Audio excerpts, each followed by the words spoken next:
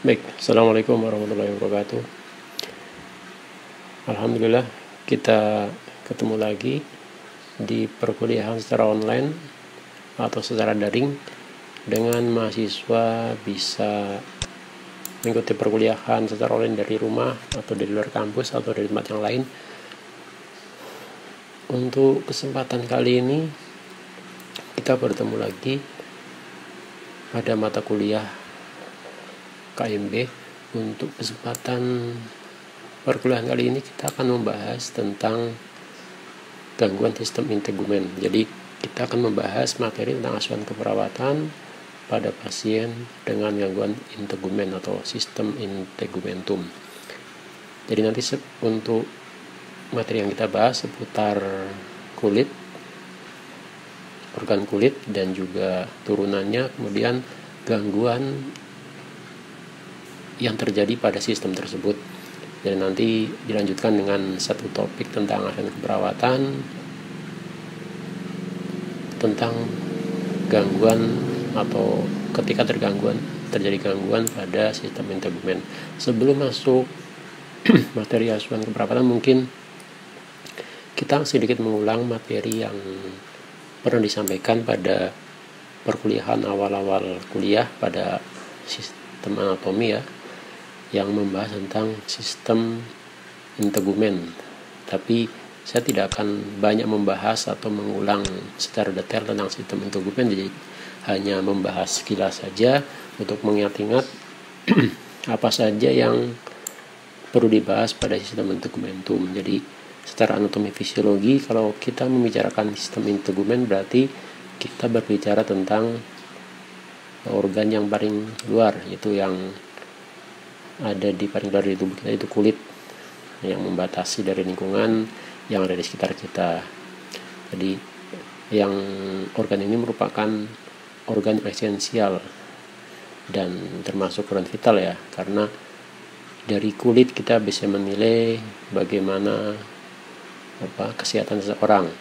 Dari nilai sekilas kita bisa menilai. Jadi sistem integumen membicarakan seputar kulit dan turunannya nanti. Jadi kalau dibahas secara bahasa, integumentum artinya penutup. Jadi kita nanti membahas tentang kulit yang menutupi seluruh tubuh ya.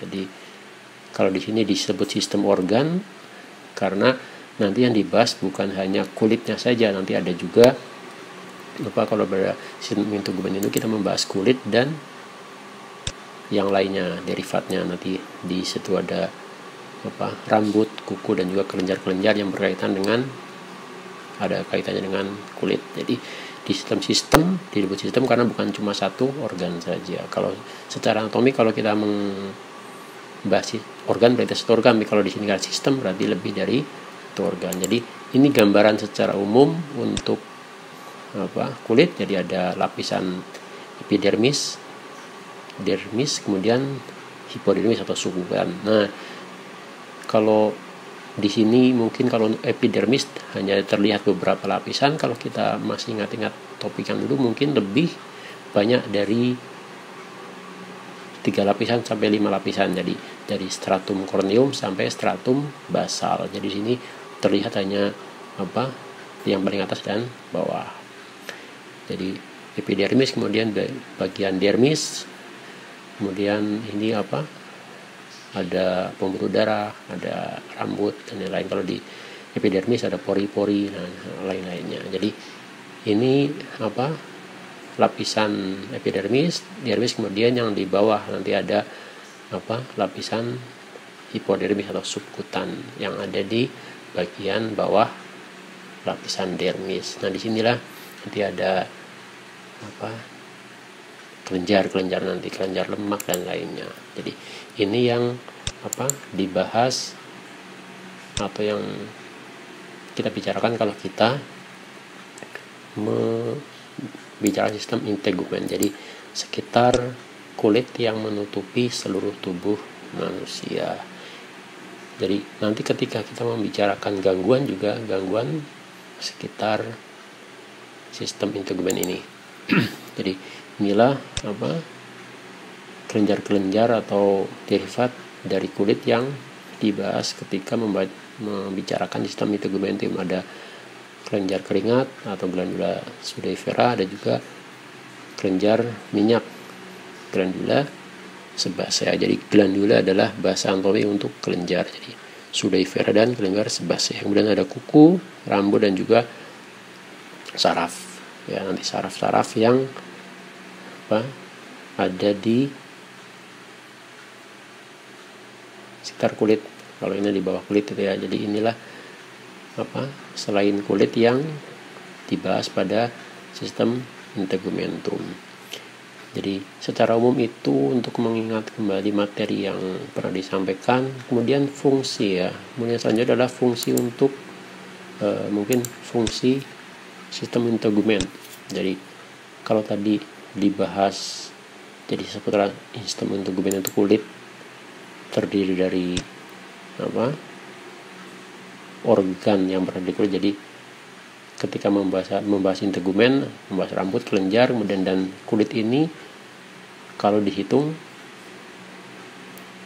7% ya, ini yang tidak rata lah ya. Jadi sekitar plus minus 7% dari berat tubuh. Kemudian kalau lebarnya kalau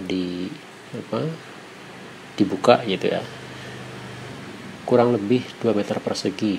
Nah, kalau tadi ini sudah dibahas lapisan, kalau ketebalan tipis ya, tergantung. Kalau nanti dibahas tipisnya ada kulit yang tipis, ada kulit yang tebal, tapi ini adalah range antara 1,5 sampai 4 mm, jadi tidak sampai setengah senti. Ini fungsi nanti kita bahas setelah ini beberapa fungsi. Kemudian alat indera, karena tadi ada di bawah ini adalah nanti ada organ saraf, sistem saraf. Kemudian mungkin kalau fungsi yang lain nanti kita bahas di slide yang ini. Jadi fungsi secara umum untuk fungsi integumen, pengaturan suhu. Nah, pengaturan suhu ini kalau dibahas sendiri sebenarnya satu topik sendiri, bagaimana pengaturan suhu pada tubuh manusia. Kemudian sebagai pelindung atau juga kekebalan, pelindung dari sekitar, bisa dari macam-macam pelindung masuknya kuman secara langsung ya, itu juga bisa. Kemudian sebagai sensasi, sentuhan, gerakan, ini kan sensasi, mengetahui rasa sakit. Kemudian ketika tersentuh benda tumpul, benda tajam, dia akan berbeda. Kemudian sebagai tempat pembuangan atau ekskresi, keringat keluar melalui pori-pori kulit. Dan juga untuk sintesis vitamin D ya, ketika kita berjemur dengan cahaya matahari, ini akan membantu sintesis vitamin D yang akan diabsorpsi pada kalsium ya, diabsorpsi kalsiumnya untuk metabolisme tulang, saraf, dan otot. Dan mungkin ada tambahan lagi bisa, yaitu adalah untuk kalau fungsi estetika ya. Jadi tadi di awal saya sebutkan tentang penilaian kesehatan ya, kita bisa menilai secara sekilas dengan menilai atau melihat kulit seseorang. Jadi itu secara umum anatomi atau mengulang fisiologi tentang sistem integumen, kulit, dan derivatnya. Kemudian yang nanti akan kita bahas tentang gangguan sistem integumen ini adalah gangguan seputar itu. Sebenarnya banyak sekali topik-topik yang bisa dibahas pada gangguan sistem integumen.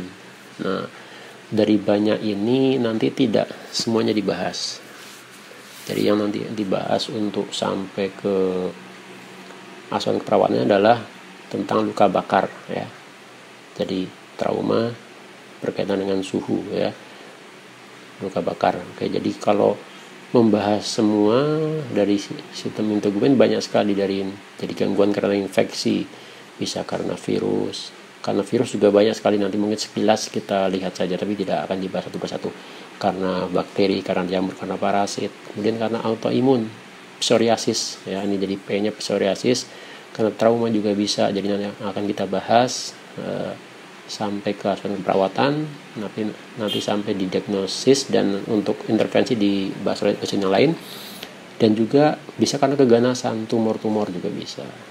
Kemudian yang khusus juga sindrom Stevens-Johnson, ini juga masuk juga ke dalam gangguan sistem integumen, dan juga ulcus diabetes mellitus, ini juga bisa dibahas pada sistem integumentum. Tapi untuk kali ini semua tidak bisa dibahas semuanya.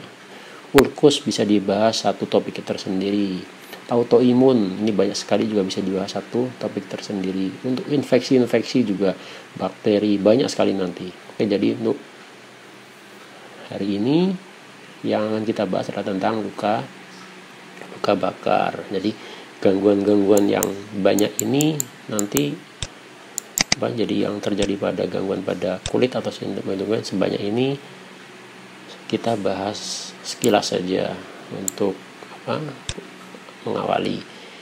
Jadi kalau kita pernah dengar mungkin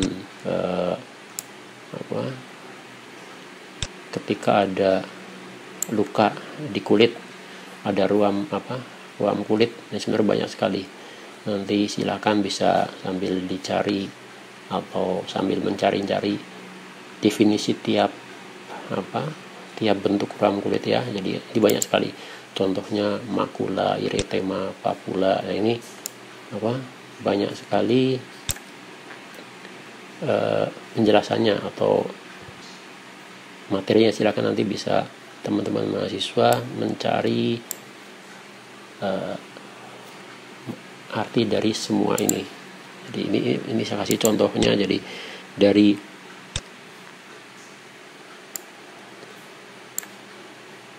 dari ruam kulit ini banyak sekali yang dibahas, dari ruam primer, sekunder sampai ruam khusus. Nanti silahkan dibahas atau dicari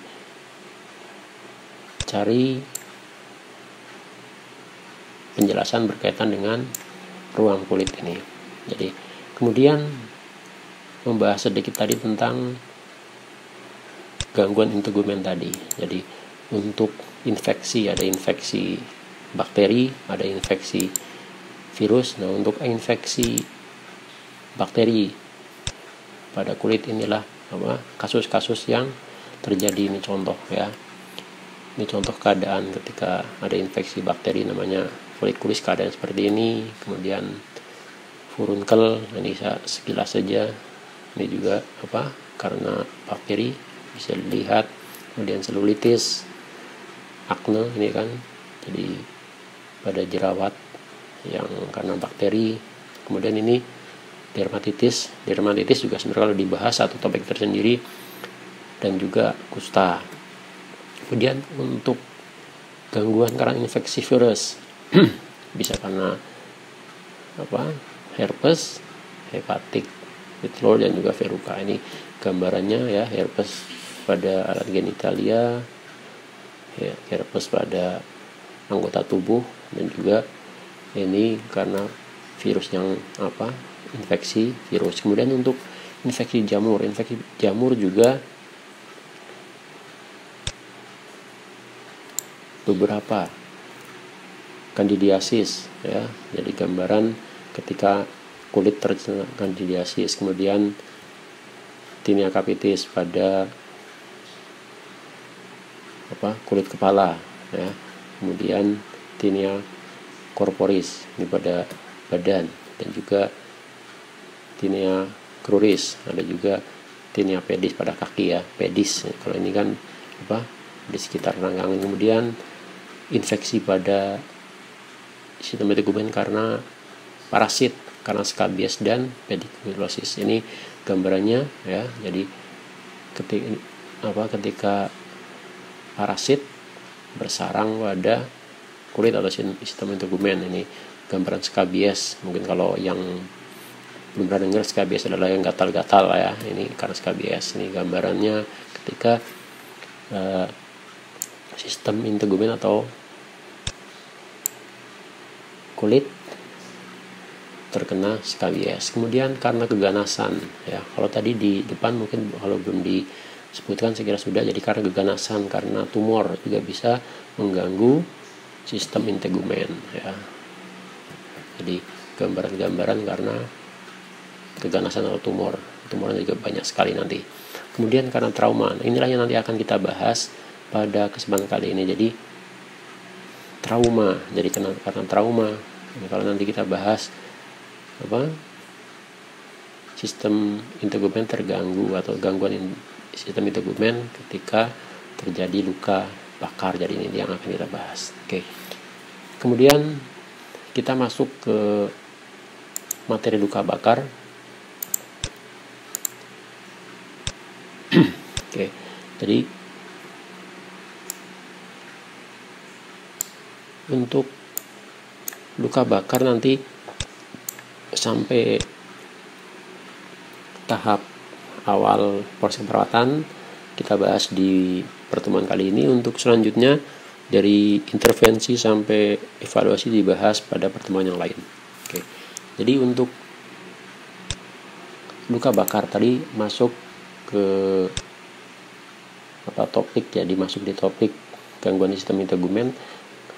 Kalau secara definisi luka bakar, luka yang diakibatkan kontak sumber panas, sumber listrik, atau mungkin tambahan adalah kalau sumber dingin ya, jadi bisa frostbite juga bisa mengakibatkan luka bakar. Jadi ini pengertian luka bakar. Nanti dari definisi kita bisa mengambil beberapa pembagian penyebabnya, dari luka bakar karena suhu ya, karena api, dari suhu air mendidih, api dan lain-lain. Kemudian karena listrik, sengatan listrik ini juga bisa menjadi sebab. Kemudian karena radiasi bisa.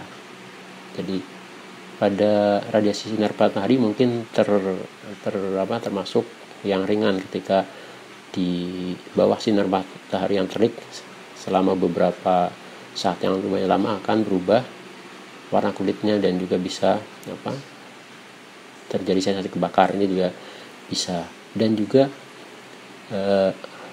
luka bakar secara kimiawi, jadi terkena bahan kimia yang korosif. Nah, ini kan bisa menyebabkan luka bakar. Ini dari definisi tadi bisa dibuat beberapa penyebab ini. Kemudian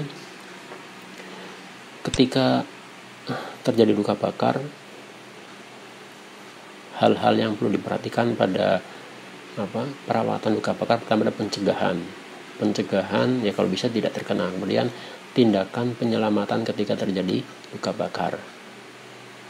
Kemudian selanjutnya adalah pencegahan kecacatan. Jadi ini yang perlu diperhatikan ketika terjadi luka bakar kalau bisa ya karena diusahakan mencegah kecacatan permanen ya. Jadi melalui penanganan yang dini, karena kalau kita pernah menangani luka bakar yang dengan luka bakar yang termasuk dengan keparahan yang tinggi, kalau tidak ditangani dia akan menyebabkan kecacatan. Kemudian itu adalah memperhatikan pemulihan atau rehabilitasi. Ini tujuan yang perlu diperhatikan ketika penanganan luka bakar. Kemudian secara patofisiologi dari luka bakar ini, pertama dari penyebabnya apa yang menyebabkan luka bakar itu, apa tadi dari penyebab tadi. Dengan terkena sumber panas, maka pengalihan energi ke tubuh ini akan terjadi hantaran atau radiasi elektromagnetik yang menyebabkan kerusakan jaringan kulit. Nah, nanti dari kerusakan jaringan kulit inilah nanti bisa menyebabkan kematian kulit, bahkan kematian organ di bawah kulit. Nah, inilah nanti ketika terjadi kerusakan organ akan menyebabkan respon secara sistemik, bahkan sampai ke bisa menyebabkan kematian. Nah, inilah yang perlu diperhatikan ketika menangani luka bakar. Ketika orang terbakar, kita dapat menilai apakah luka bakar tersebut berada pada derajat yang mana. Oke, tadi masih ingat lapisan-lapisan kulit. Jadi ketika luka bakar derajat 1, luka bakar termasuk derajat 1 jika bagian epidermis yang mengalami kerusakan, jadi tidak sampai ke lapisan bawah epidermis, termasuk luka bakar derajat 1. Dan ini tadi tampak merah dan kering. Nah, ini masih diingat tadi ketika kita membahas ruam kulit ya. Jadi ruam kulit banyak sekali bisa diperhatikan tadi. Jadi untuk ruam kulit, nah ini tadi pada pembahasan awal tadi, jadi tampak merah dan kering seperti luka bakar atau mengalami ketika tersengat matahari. Inilah yang hanya terjadi pada derajat 1, jadi hanya pada epidermis. Ini gambarannya mungkin nanti ya. Jadi kalau derajat 1 pada epidermis, nanti untuk derajat 2 terjadi destruksi epidermis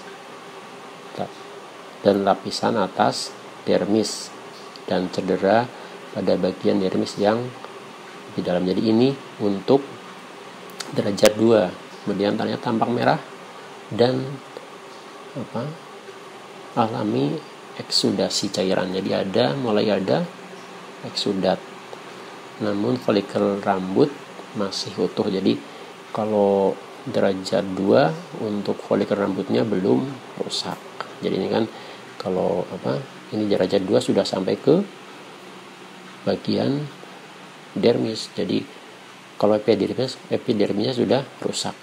Jadi kemudian sampai ke ini derajat 2. Dan kalau derajat 3, nah destruksi total lapisan epidermis dan dermis. Jadi kalau derajat 3, dermis dan epidermis sudah rusak. Dan pada bagian kasus jaringan yang ada di bawah dermis, jadi sudah sampai ke bagian bawah dermis. Nah, untuk warna luka bakar bervariasi. Dan nanti bisa kita lihat contohnya. Nah, ini pada derajat 3 tidak terasa nyeri karena saraf sudah rusak. Jadi ketika terjadi luka bakar, pasien masih merasakan kesakitan. Ketika jadi di tempat tersebut masih merasa kesakitan, ada indikasi sarafnya masih berfungsi. Kalau justru tidak terasa sakit, ini juga perlu diwaspadai apakah luka bakar tersebut masuk ke luka bakar yang lebih parah. Nah, ini kemudian luka tampak buruk. Nah, ini kan ya, ini pada luka bakar derajat 3. Ini gambaran ketika luka bakar derajat derajat 1, kemudian derajat 2, dan sampai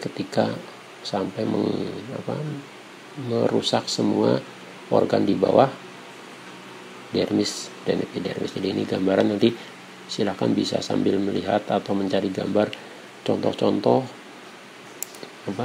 bagaimana luka bakar derajat 1, 2, dan 3. Kemudian yang selanjutnya kita bahas, yang perlu diketahui adalah klasifikasi luka bakar. Mungkin kalau tadi kan derajat ya, ini sebenarnya ini juga bisa jadikan klasifikasi. Misalnya luka bakar superficial berarti masih di bagian permukaan, atau deep jadi lebih dalam. Mungkin kalau tadi bisa juga secara derajat, dan juga atau full jadi merusak seluruh bagian kulit. Kemudian yang perlu diperhatikan ketika menentukan dalamnya luka bakar atau keparahan luka bakar, pertama riwayat bagaimana terjadinya luka bakar, penyebabnya apa, kemudian suhu yang menyebabkan luka bakar, nah ini berapa kira-kira, dan juga lamanya kontak dan juga ketebalan kulit, karena bagian kulit yang lebih tebal bisa terlihat berbeda.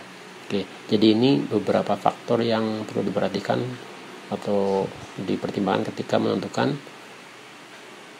dalamnya luka bakar pada pasien. Kemudian selanjutnya kita membahas tentang mungkin yang kita bahas tentang luas luka bakar ya. Kalau nanti fase ini kita bahas setelah ini. Untuk menentukan luas luka bakar nanti ada beberapa cara, diantaranya adalah dengan rumus rule of 9. Jadi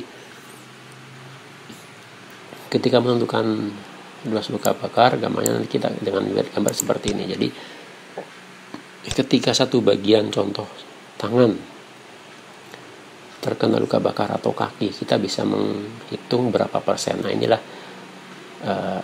rumusan dengan nama rule of 9. Jadi menggunakan rumus 9. Jadi 9%. Jadi nanti tinggal dijumlahkan ketika bagian kepala dijumlahkan dengan bagian tangan. Nah inilah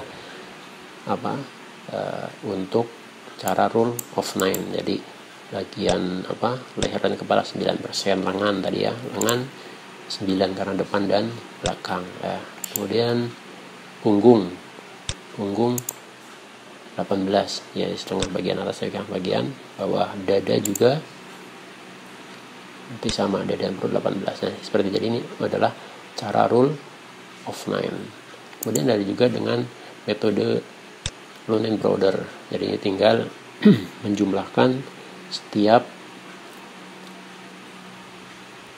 bagian yang terkena. Jadi tidak ada persenannya. Ini tinggal nanti ketika ada soal diperhatikan apakah menggunakan cara rule of 9 atau cara Lunenbroder. Jadi inilah cara penghitungan luas luka bakar. Jadi ini beberapa hal yang dilakukan ketika menghitung luas luka bakar. Jadi kemudian juga mungkin kalau setelah kita bisa menghitung luas luka bakar, kita juga bisa menentukan kriteria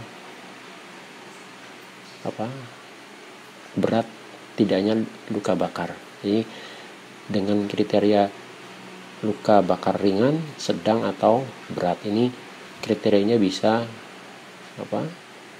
ada beberapa sesuai dengan slide di yang terlihat di tampilan. Jadi ketika luka bakar ringan, ketika luka bakar derajat 2 tadi, ingat derajat 1, 2, 3, 1 hanya epidermis itu ya. Jadi luka bakar derajat 2 kurang dari 15%, atau luka bakar derajat 2 kurang dari 10% pada anak-anak, atau luka bakar 3 kurang dari 2%. Jadi ini kriteria untuk luka bakar ringan. Untuk sedang derajat 2 15-25% pada orang dewasa. Kalau pada anak-anak 10-20% pada anak-anak, ini persen ya. Dan luka bakar derajat 3 kurang dari 10%, ini masuk ke kriteria luka bakar sedang. Nah ini untuk masuk ke luka bakar yang derajat atau kriteria berat, ini ada kriteria perlu diperhatikan. Jadi luka bakar derajat 2 lebih dari 25%. Ingat tadi 25% bisa dihitung berdasarkan rule of 9. Tinggal dihitung nanti ketika lebih dari 15. 25% masuk ke termasuk luka bakar berat ya. Kemudian luka bakar derajat 2 20% atau lebih pada anak-anak, atau luka bakar derajat 3 10% atau lebih. Jadi 10% lebih kalau derajat 3 termasuk luka bakar berat. Nah, kemudian luka bakar yang mengenai wajah, telinga, mata, kaki, dan bagian genital ini juga bisa masuk ke luka bakar yang masuk kriteria luka bakar berat. Kalau luka bakar wajah bisa mengenai bagian saluran pernafasan ya kan di sini. Kemudian luka bakar dengan cedera inhalasi, ini bagian kalau kepala bisa sampai ke inhalasi. Kemudian listrik disertai dengan trauma yang lain. Jadi ini yang bisa masuk ke kriteria luka bakar berat. Kemudian masuk ke yang fase-fase ini. Jadi ketika penelaksanaan luka bakar, kita perhatikan dulu pada masuk ke fase yang fase akut kah, fase subakut atau fase subakut. Jadi ketika melakukan penelaksanaan luka bakar, perhatikan kita berada di fase yang mana. Fase akut adalah fase awal, kemudian kalau subakut pada fase inflamasi, dan kalau fase lanjut adalah fase ketika timbulnya penyakit berupa yang jaringan parut, itu juga masuk fase ke lanjut. Jadi ketika sudah penanganan, jadi sampai pemulihan rehabilitasi dan masuk ke fase lanjut. Jadi itu fase-fase pada luka bakar. Jadi penelaksanaan pada fase resusitasi, perhatikan.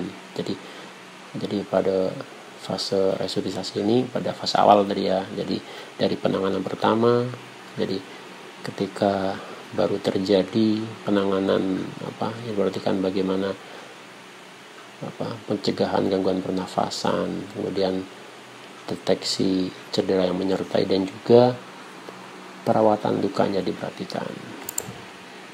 Jadi ini penelaksanaan pada fase akut. Jadi durasi dimulai dari terjadinya sampai terjadi perawatan yang menyebabkan pasien tertangani dengan baik. Jadi perawatan luka sampai penutupan luka fase akut. Kemudian untuk fase rehabilitasi, jadi kalau fase rehabilitasi adalah fase setelah ditangani sampai terjadi atau fase ketika dilakukan dari penanganan sampai terjadi pencegahan jaringan parut atau terjadinya kecacatan. Jadi pencegahan terjadi kecacatan, jadi ini fase rehabilitasi. Kemudian kalau tidak ditangani dengan baik bisa terjadi komplikasi. Apa saja komplikasi yang bisa terjadi pada luka bakar? Di antaranya adalah gagal nafas. Tadi ketika trauma inhalasi atau trauma yang mengenai bagian wajah kepala bisa menyebabkan nanti sampai ke gagal nafas. Bayangkan ketika terjadi luka bakar inhalasi. Jadi ketika menghirup udara panas atau pada kebakaran bisa secara mungkin di luar tidak terlihat, tapi terjadi kebakaran atau gangguan karena menghirup gas panas masuk ke saluran nafas bisa menjadikan gangguan gagal nafas. Kemudian bisa terjadi shock, bisa terjadi gagal ginjal akut, kemudian kompartemen, jadi sindrom kompartemen, dan juga bisa terjadi ulkus peptikum. Ini adalah komplikasi yang bisa terjadi pada luka bakar. Kemudian selanjutnya tentang proses keperawatan. Jadi ketika terjadi luka bakar, tadi sudah dibahas tentang luka bakar, derajat luka bakar, kriteria ringan, sedang, berat, kemudian penentuan luas luka bakar, dan juga fase-fase. Kemudian ketika dilakukan pengkajian, hal-hal yang perlu perhatikan ketika pengkajian tadi, penyebabnya apa, kemudian fokus pada prioritas utama bagi pasien trauma dengan luka bakar adalah tentang permasalahan sekunder. Jadi fokus pada prioritas utama bagi pasien trauma luka dengan luka yang terjadi. Kemudian monitor keadaan umumnya.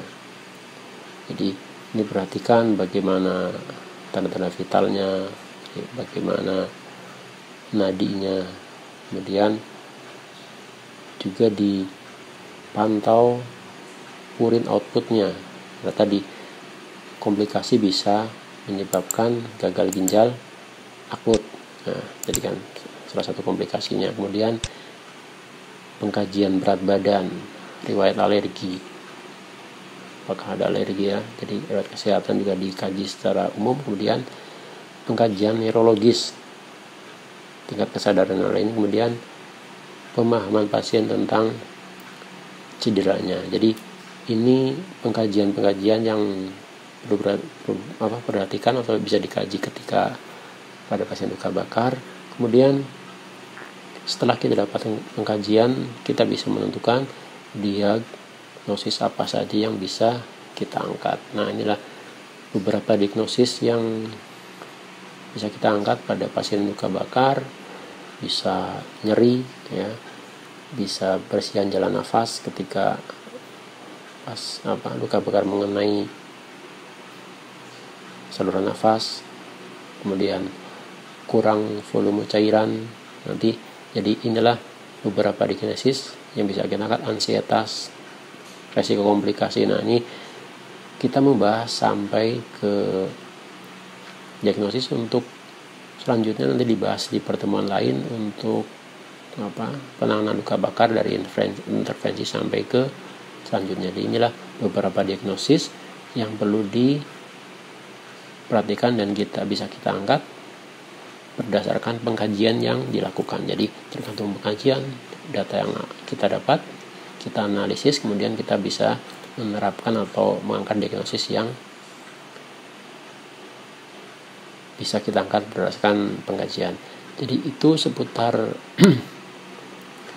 luka bakar yang kita bahas sampai diagnosis. Untuk intervensi yang lainnya kita akan bahas di pertemuan selanjutnya dengan dosen yang lain. Mungkin tapi sebelum kita akhiri, yang perlu diperhatikan ketika tindakan pada